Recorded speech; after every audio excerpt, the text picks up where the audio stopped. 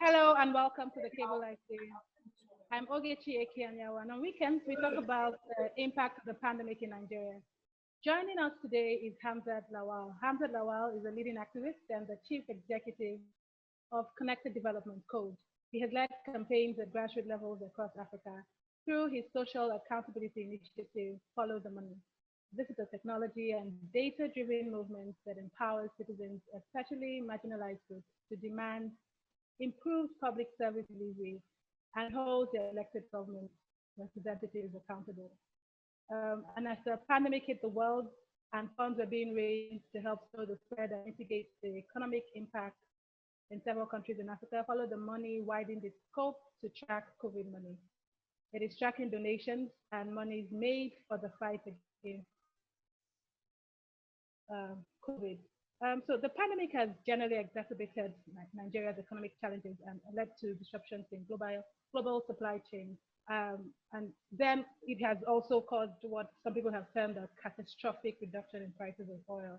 This and a healthcare system that is struggling to cope with the pandemic is what led Nigeria to request for about 3.4 billion emergency assistance from the IMF, the International Monetary Fund. There's also been fund organized by the Central Bank of Nigeria and the private sector, and that has raised about 32 billion naira. NNPC has, in conjunction with some other oil companies, have sort of raised about, they've raised about 21 billion naira, and so many more monies like that coming in for the fight against COVID. Hamza, in tracking this process, in tracking the COVID funds, what have you found so far? What are the trends and the patterns? And are these monies being used for purpose? Are prices of items we're supposed to use to combat the spread being inflated, or are they inflated beyond realistic market prices? Well, thank you. Thank you so much, Ogechi. When we first had the index case in Nigeria, and when government inaugurated the Presidential Task Force on COVID-19 to oversee government response. So when that happened, donations started coming in, both from private individuals and organization. And just to also put this into proper context, the Federal Executive Council said they were going to contribute 50% of their salary. National Assembly members, particularly the House of Representatives, the Speaker of the House of Representatives did a video and said cumulative, their salary for 2 months would be donated to COVID-19 response. And I'm glad you've highlighted COVID mobilization, which is currently at 32 billion. It's also important to mention the fact that Central Bank announced a 1 trillion naira stimulus package by the federal government, and the National Assembly approved 500 billion intervention fund, and the federal government withdrew $150 million from the Sovereign National Fund and borrowed 6.9 billion from IMF. And they said they were going to use these resources to cushion the effects of COVID-19. So for us at Follow the Money, what we did first was to launch a campaign, hashtag called Follow COVID-19 Money. And for us, it's to aggregate information, collect public available information, aggregate them, document them, and then amplify this information to inspire conversation among citizens while ensuring transparency and accountability. Presently, we have 6,500 volunteers on ifollowthemoney.org spread across 774 local governments in Nigeria. And due to the spread of the virus,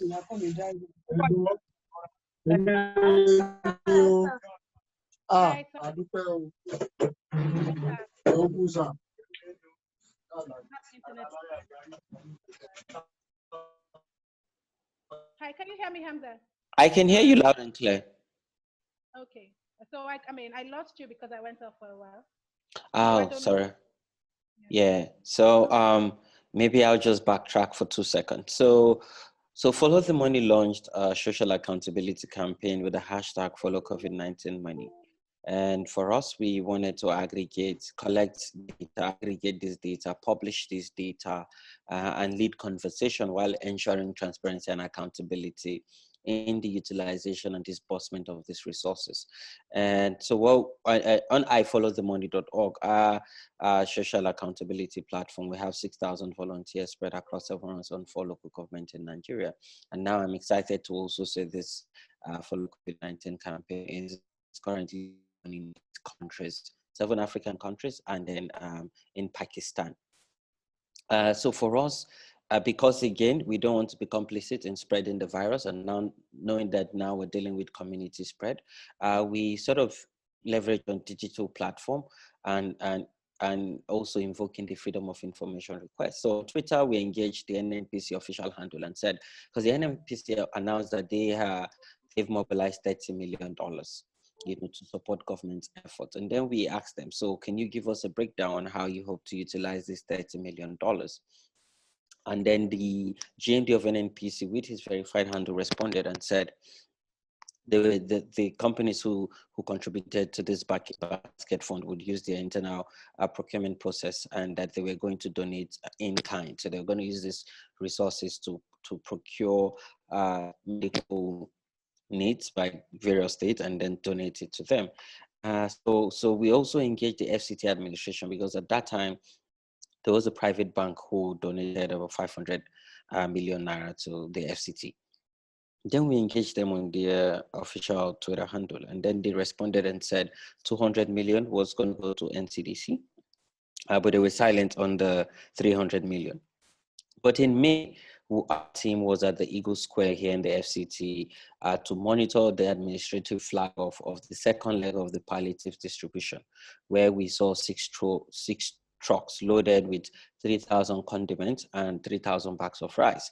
And then we tracked this distribution in Abaji, Gwagwalada, Kuji, and Kwali area council here in the FCT. So in Enugu State, our volunteers also tracked the distribution of limited palliative, so food items and face masks by the state government, which they did they did in partnership with the Ministry of Humanitarian Affairs and the Tertiary Education Trust Fund. We've also done same in tracking in Kwara State, Kaduna State, Lagos State, also in Edo State. But we're also compiling our reports, which would be published when we finish compilation. But we've issued freedom of information requests. So we wrote to the Ministry of Finance, and for the Ministry of Finance, we're saying, you are the financial, you are the one who coordinates Nigeria's finances and our economy. Can you aggregate how much has come on COVID-19 donation? Can you also publish this information? Because today, if you go to the US government website or the UK government website, you'll see how much they've mobilized and how they're also spending these resources. So we wrote to the Ministry of Finance that they should give us, this data, but most importantly, they should make it open and citizens can access. So we wrote also the Accountant General of the Federation. We wrote the Ministry of Humanitarian Affairs, because they're the ones also coordinating the palliative distribution, because so far we've gotten feedback from the grassroots that they have not seen government palliative, and some who have gotten government palliative, they gave, for instance, they gave 10 people to share 2 bars of yam and 1 loaf of bread, and of course the president also announced at some point 60,000 metric tons of our grain reserve. So for us, we want to understand, how they're distributing it and who are the beneficiaries of the distribution of this palliative. We've written to the Ministry of Health to say, you're coordinating healthcare. How much have you accessed? How much have you disbursed and for what purposes? And there's a lot of procurement ongoing right now. What we're saying is procurement, emergency procurement, and then we engaged the Bureau of Public Procurement, and then we had this conversation virtually. We had a webinar, and afterwards, the Bureau of Public Procurement published, their guidelines on how government is meant to procure. And then the ICPC also published an accountability guideline in engaging, the presidential task force on COVID-19. And so for us, in all of this experience, we've learned, the fact that information are not readily available. Information are not readily available. Government people are not responding to freedom of information requests. And as of today, we don't even know how much has been disbursed and how much has been spent. So right now, we don't even have spending data. We don't even have disbursement data.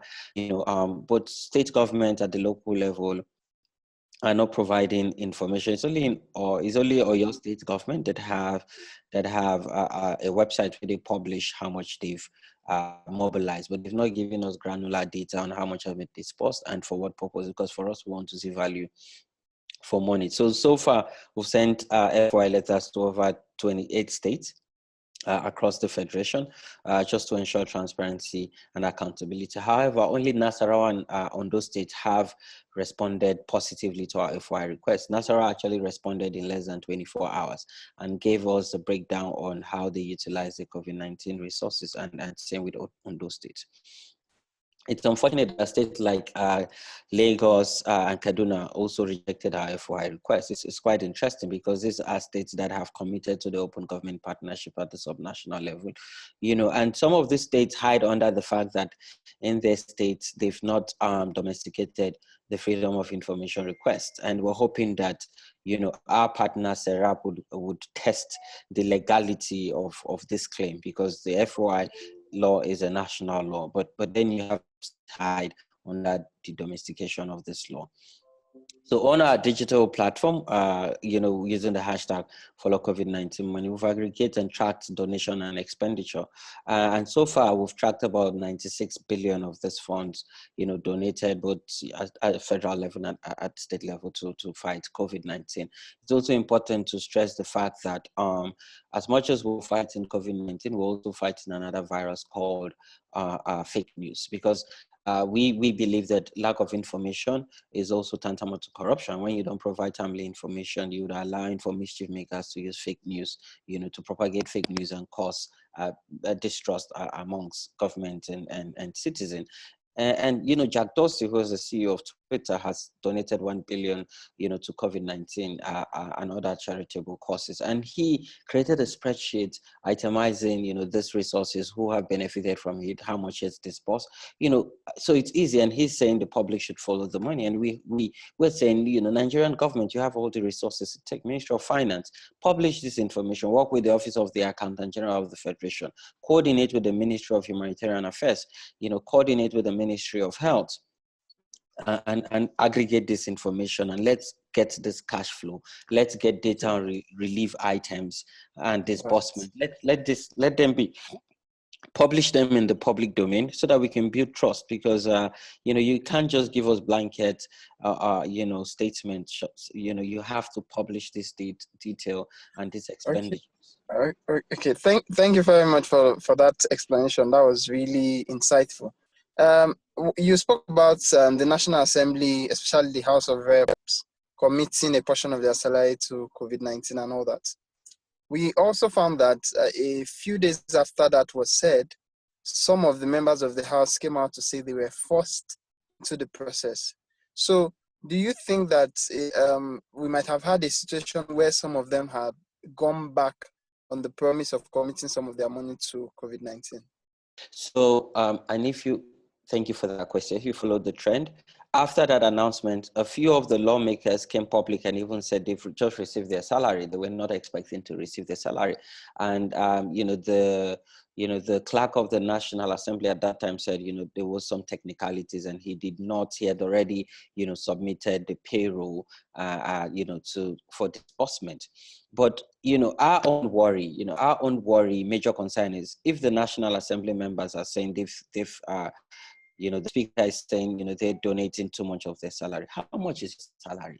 Because we're talking about a campaign around openness, and you're saying you're donating 2 months of your salary. Commendable. But how much is your monthly salary? And how much cumulatively is 2 months of all the over 300 members of the House of Representatives? And we also wrote a freedom of information request to, the clerk of the National Assembly and said, the speaker has said, they're donating 2 months of their salary. Can you give us, information on how much cumulatively is the salary? Because if we get the figure, then we can then calculate on our own and know how much their take-home pay is. It's just sad and unfortunate that the speaker, Bajamiela, who came, with the mantra of transparency and accountability, is still shying away from opening NAS. And that also goes, so we've written a Freedom of Information letter also to the Secretary of the Federal Government, who doubles as the chairman of the Presidential Task Force, because you guys are saying 50% of your salary as cabinet members. How much is your salary? Or just even tell us the 50% so we can calculate and know your salary, because you can't be taking money from taxpayers and the taxpayers don't even know how much they pay you to provide better service delivery. So there's a lot of controversy around it, and so far none of them have been able to come public and give us this information on salary. And maybe I should also end by saying, when the chairman of the Presidential Task Force, there was a day during the briefing, he said they've gotten less than 1 billion on in donation in the account that was set up. So they set up 6 accounts and then tied it to the single treasury account. So when he came, he said they've been able to mobilize less. So good Nigerians and good people have donated less than 1 billion into this 6 accounts. He didn't tell us if this money have now been moved into the TSA. Mind you, it's in 6 commercial bank account, though it's tied to the TSA, but have you moved it to the TSA? That's one, so, and then we ask, we had this conversation. So the COVID money, which is now at 32 billion, I know, and I can, Kakovid have given Follow the Money data, and they have it published on their website. And Alhaji Aliko Dangote and the CBN governor, who could share, this private sector, organized private sector mobilization, has committed that they're going to account for every single penny. And of course, the MD of Access Bank also committed that they were going to account for every single penny. But then how does this work? Because, and this is how government, I think, and from our analysis, government is trying to be smart here. So they're saying that when they need maybe PPE material, any health procurement, they would write a memo to CACOVID, and then CACOVID can help them procure and then supply them. So this is my worry. What is the sustainability of this? The government only spend when monies are appropriated and debated on the floor of the National Assembly and then passed, and then the president signed. So what you're saying is, how do you maintain this infrastructure afterwards? Because ideally, all this money should move to the TSA. And Nigeria needs to get to a point where you cannot spend money in Nigeria if it's not appropriated, or if there's no debate around it, or passed by National Assembly members, because they're trying to float or run away or shy away rather from this guideline, or this procurement guideline in the country. Because right now we're procuring emergency. There's inflation. You're dealing with inflation. Yes. So it's really, it tells you that it's not properly coordinated. And everyone is sort of doing what they want to do, and we were shocked by also the guideline by ICPC, because you're saying that the chairman of the Presidential Task Force is the chief signatory to the account. No, why do we have the Office of the Accountant General? You cannot give him that much powers. It's going to lead to abuse of powers. So again, but there's also the question around the procurement process for government being particularly long and strenuous. So if we are having to go through that process, we might not be able to get emergency equipment within the period for which it is needed. How do you balance that? But that's why the Bureau of Public Procurement issued a guideline and say, it's covered by law. This is an emergency. This is a crisis. And they acknowledge that this is a crisis. And mind you, it's not just a health crisis. This is a humanitarian crisis. It's a social crisis. This is an economic crisis that we're dealing with. And that's why they published the guideline and said, this is how you procure during emergency. And when you're procuring, you must publish what you're procuring so that citizens can engage, citizens can know what has been procured and for what value. How much are you procuring? Yes, it's emergency, there's inflation, but let's know, let's have these details, let's have this data. And then we can know how our resources are being put to use. So again, I believe there's an opportunity here for government to come clean, but as they come clean, is to also build public trust and galvanize citizens around public health policy. Okay, so a recent report about trust in institutions around Africa. Of course, we also found in that report that government is the least trusted institution here in Nigeria. And you've spoken a lot about the National Assembly. Have you been following the money as regards the salary cuts for the executive arm of government? How much is the president giving off? How much is the vice president giving off at this point in time? Good question. I think the last time we got public information around how much Nigerian president was 2 million naira. I can't remember which of the president announced that, you know, he gets a 2 million naira salary. But right now we don't even know if they've actually implemented any salary cuts. You know, so they've not come public with this. And also, this also goes to show you that when they file in, so under the CCB, you know, when they file in what they have, this data is not even published in the public domain, because what this means is from 2015 to 2019, and when President Buhari won, and then he filed in, you know, how much assets he has, you know, what he's what. If citizens have access to how much they've been paid, we can calculate and know if really he was earning, you know, within his means, you know, and so right now we don't even know what they declared in their declaration form and submitted to CCB. Even as much as Serap and other civil society have written FY letters to access, you know, this information up to date, no one has been able to tell us. So you can't fight corruption if you don't publish what public officials are earning and being able to also justify their means. So, and this also, it's that entanglement was saying with Ibrahim Mago, because some reports are saying he was living above his means. Even right now, there's some reports saying, you know, the Attorney General of the Federation, who doubles as the Minister of Justice, is living above his means. But how would you be able to provide evidence that he's living above his means when you don't even have access to his asset declaration form? So it's a little bit tricky. Okay, so in this whole process of tracking COVID-19 fund, what has been your greatest challenge in the whole chain? Our biggest nightmare is access to government data. You know, that's one nightmare we're dealing with, and fake news, of course, because again, when you don't provide access to information, you're empowering mischief makers to run with fake news. And this was what informed our partnership with the Cable Foundation to do fact checking. So our biggest nightmare is getting government data around donations, data around disbursement and utilization, because that's how you'll be able to do a social audit. If you don't get all this data, you'll just be running in the blind. Yes, we've led conversations where we have Follow the Money radio across all the 6 geopolitical zones, but then government is not willing to give information. It's even surprising that states at the subnational level are responding to it for why they're giving breakdown data, you know, they're giving information. They're even coming on Follow the Money radio to educate citizens and give more clarification. But our federal government, it's more like they're running a secret court and they don't want to give information. And it's really unfortunate. And how do you build public trust? And mind you, again, like I said, that if you want to galvanize public support, because without public support, no matter what policy you bring as government, it would fail without public support. So how do you galvanize, how do you build trust, how do you galvanize public support, you know, it amongst the people if you're not giving them information? And I've said this before. I said the Nigerian government could actually mobilize any amount of resources they need for COVID-19.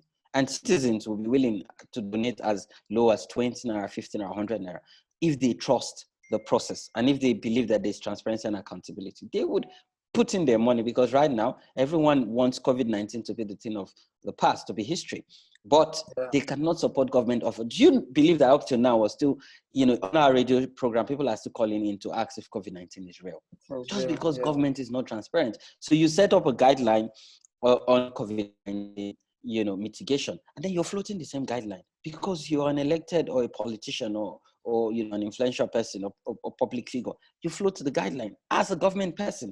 So are you a lawmaker, a lawbreaker? So these are the issues we've been dealing with, but it's really frustrating, you know, trying to get government to give information. You know, it is a nightmare.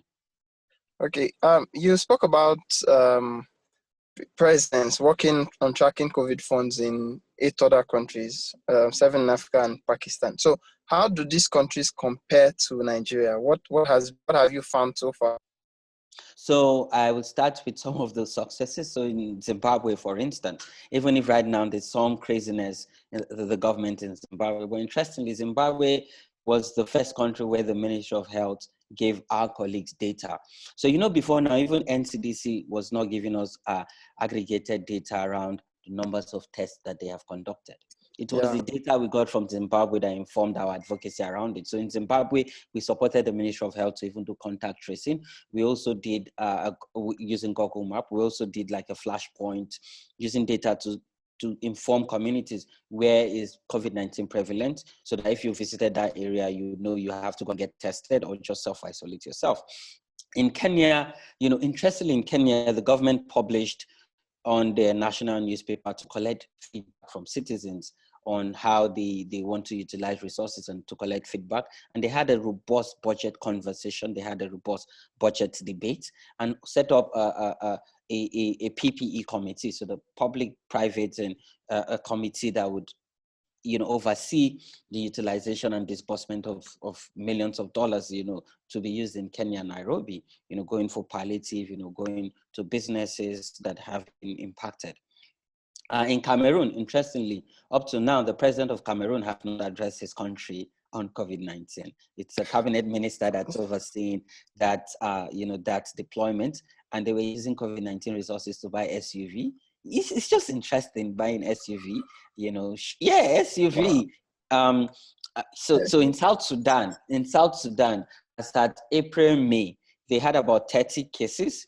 All of them were in their houses, no isolation center. But then the presidential task force coordinating COVID-19 get $2,000 every day for sitting allowance in South Sudan. So it's really interesting. Yeah. Wow. So yeah, wow.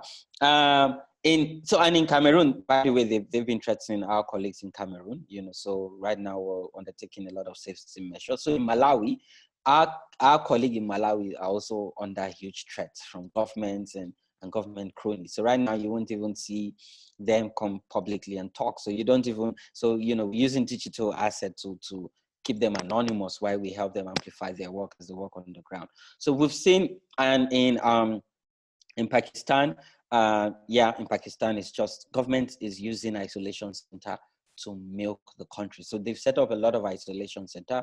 They don't have enough people who have tested positive, but they have hundreds of thousands of isolation centers set up. And, they're just spending money. And they're not giving accounts on how much they're spending, how much they're disbursing, and how much they're procuring all these items. So, it's just, but as the world also look at open government partnership as a game changer, and most of those countries are signatories to open government partnership. So it tells you that in Africa and the world at large, we need to continue this robust conversation around transparency and accountability, and not providing lip service, but actually having serious conversation where governments understand their role and responsibility and stop abdicating it to private individual or private corporation. Because right now it's just a statement. If you're friends to government, you get fact contracts, you make money, and you don't care.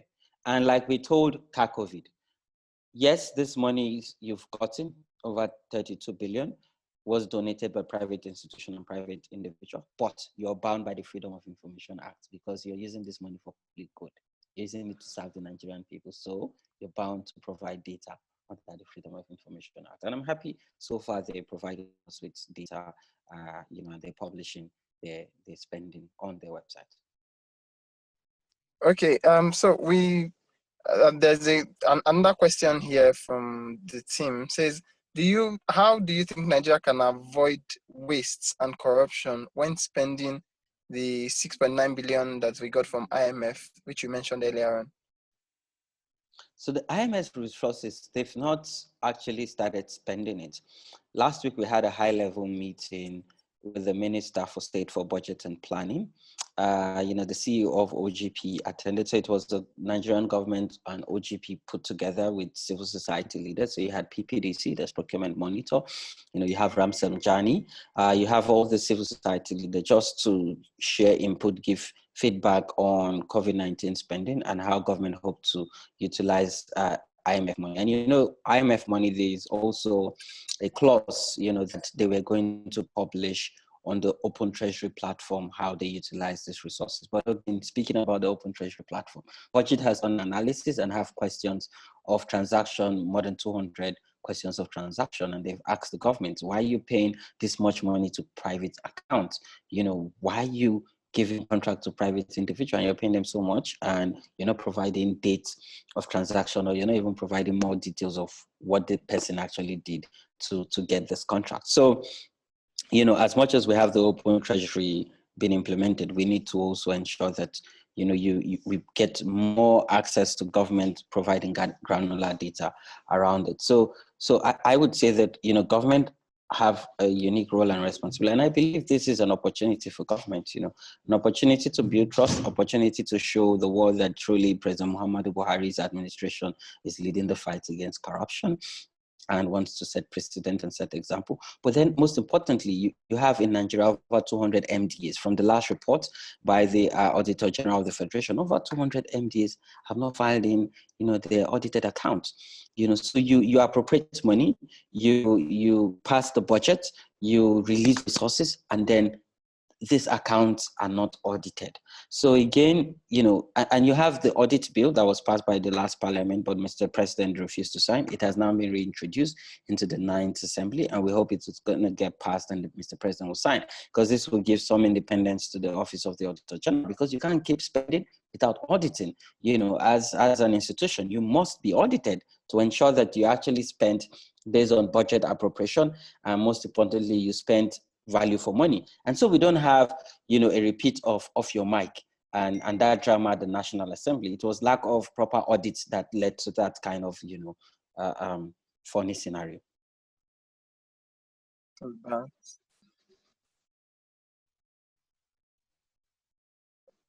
Okay. Hello? I'm here. Yes. So you said earlier that you wrote FY to 28 states. And of course, that just came to me now. Is there a reason why all the states were not covered? And with states not coming forth to respond to your FY, what do you think can be done to make sure that we get this information from them, even if we cannot get it via this means? Yes, so the first set of states were 28, so we're still going to ensure the 36 states are covered. But mind you, we only have 35 states so far that have COVID-19. Kogi State is still, they don't have any case in Kogi State. So yeah, that's a case for another conversation. I believe that, so how can we get government to give us this data? Maybe identify champions amongst governments, maybe have more investigative reporters like yourself, like Fisayo, do underground reporting and get us this data, and maybe have people come forward and blow the whistle, because if we want to tackle corruption, we need good people to actually blow the whistle and tell us what's actually going on. So, what's going on, that we have some secrecy around government, spending. So speaking of whistleblower, one of the things that we've seen over the past 3-4 years is that whistleblowers have actually not gotten the best of treatment from government. We've had situations where a whistleblower haven't done what they didn't get paid by government as promised, and government was saying that you only get paid when the money has been covered, or that we've had a lot of drama around it. So how do you encourage people to still keep blowing the whistle when they know that they might be victimized and they might not even get anything for doing that? I think for me is, everyone has a role to play in nation building. I could as well be in the private sector and make a lot of money, or just start a business with my experience and make a lot of money, or just go work for the World Bank or work for the UN. We all have a role to play on nation building. And when you blow the whistle, I think ultimately we need to change the narrative of even expecting to get something back, and understand that there's a price to pay for change to happen. You must be ready to pay that ultimate price. And even if it will cost you your life, but as long as the change happens, yes, I want everyone to be alive for us to enjoy this change that we want to see in Nigeria. But, if the change will happen after you, which is fine, because people will remember you for that legacy you've left behind. Today, we still talk about a lot of, our heroes past because of the legacies they've left. So, I believe everyone wants to be remembered for something. So maybe play your part and let's remember you for that guy or that lady who blew the whistle, and Nigeria, a citizen we had an uprising, and citizens said enough is enough, and we end corruption. So there's also a problem around that. Of course, we've seen situations, for example, in the US, where we have like Edward Snowden blow the whistle on something and then run away to another country or hide somewhere and all that. We understand that in Nigeria, the system does not support. Okay, so for example, we've had the kind of we've gotten some information that we would think naturally would lead to a total meltdown in the entire country, and in 2 days we are on to the next issue. So how do you get to then convince someone that blowing a whistle that the country will forget about in 2 days is actually worth doing? That's quite an interesting question. I think for us is also to understand that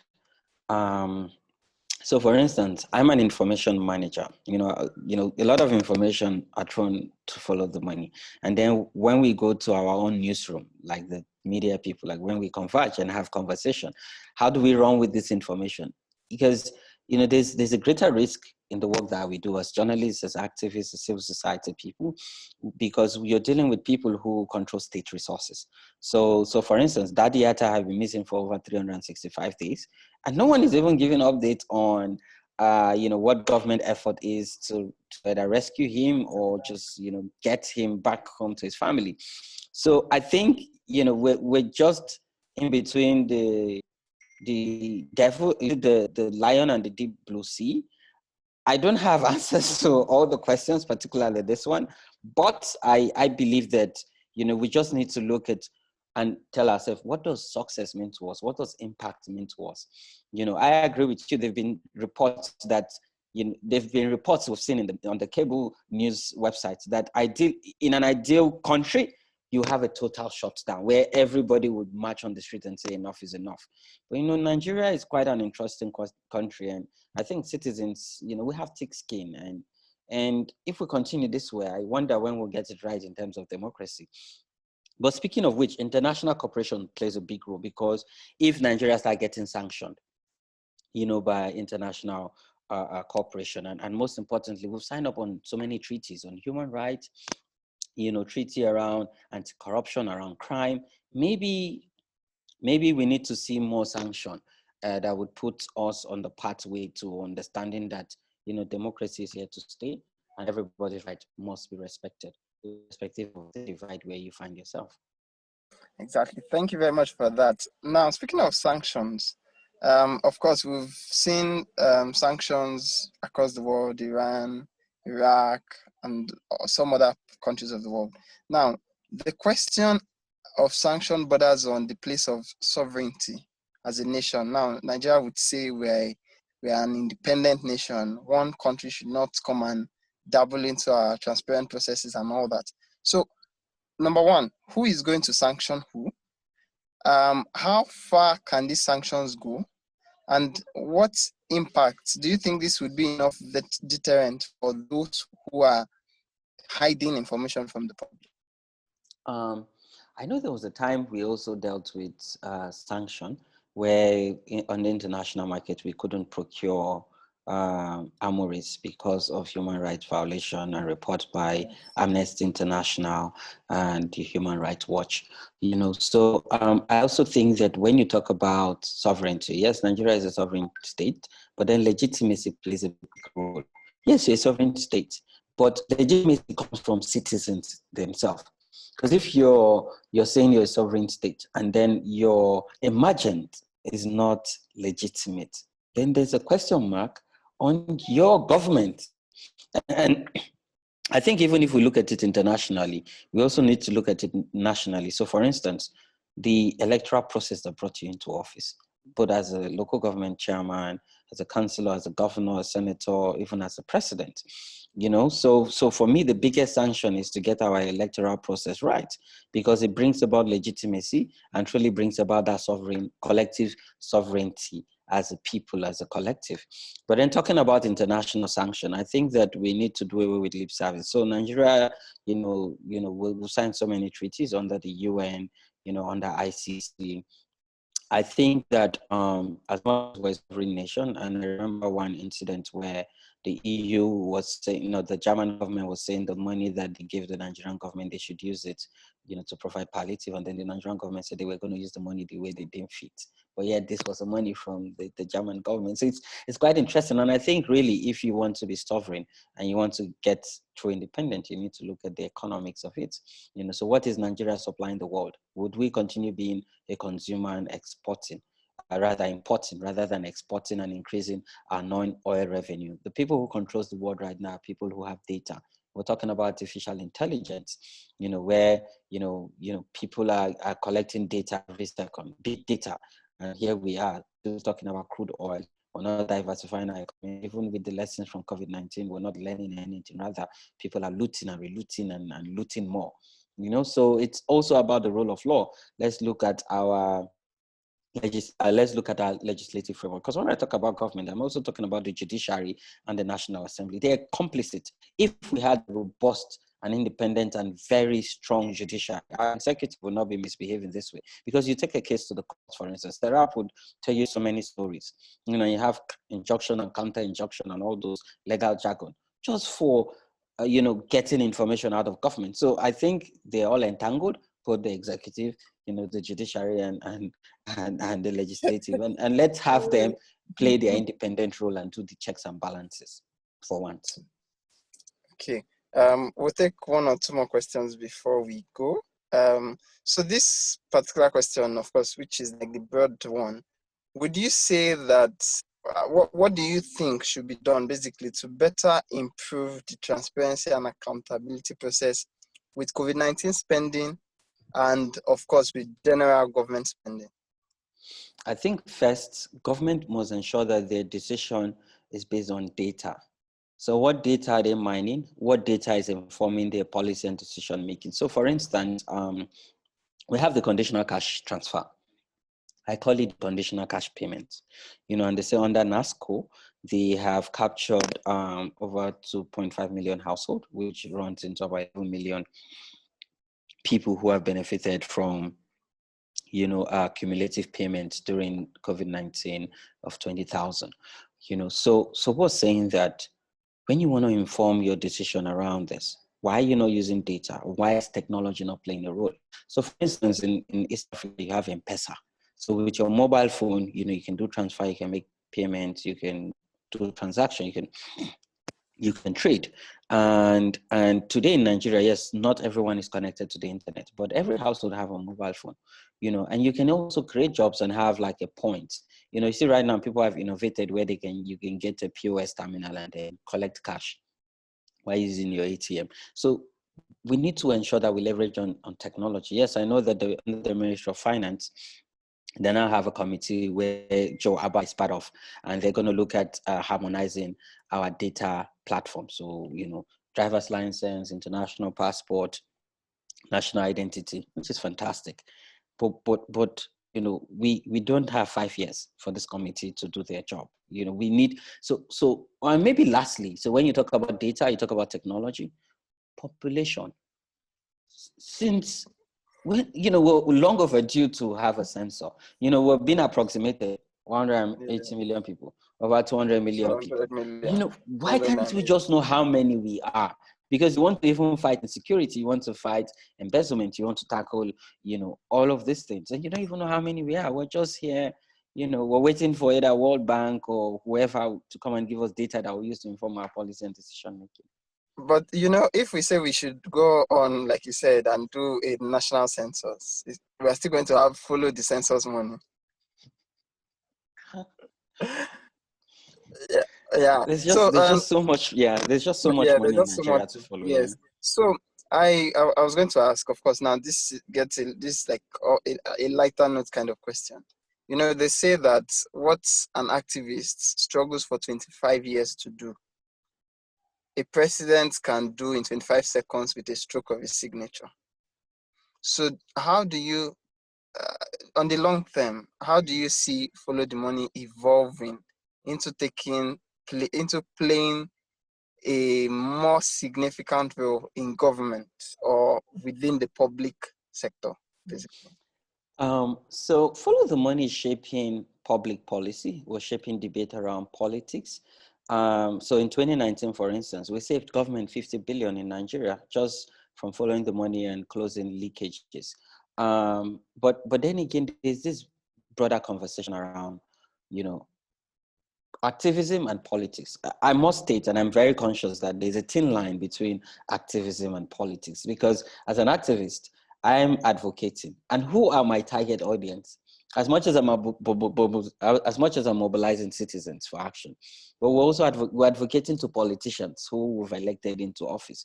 But there's this thinking, there's this new thinking.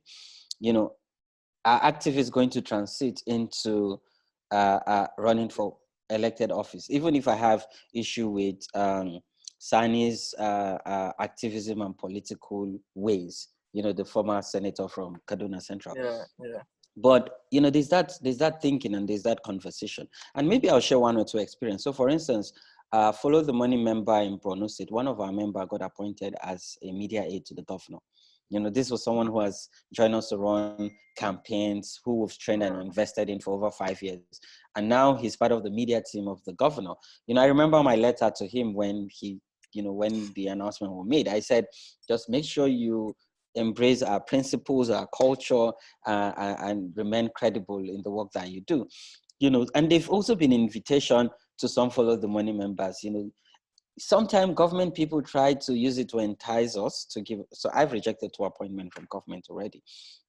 But ultimately, I think that we need to also understand that being political does not mean you're partisan. And that's the new thinking and conversation we're having as activists and as campaigners, because politics actually defines everything from this part of the world. And when I say this part of the world, I mean Nigeria and Africa.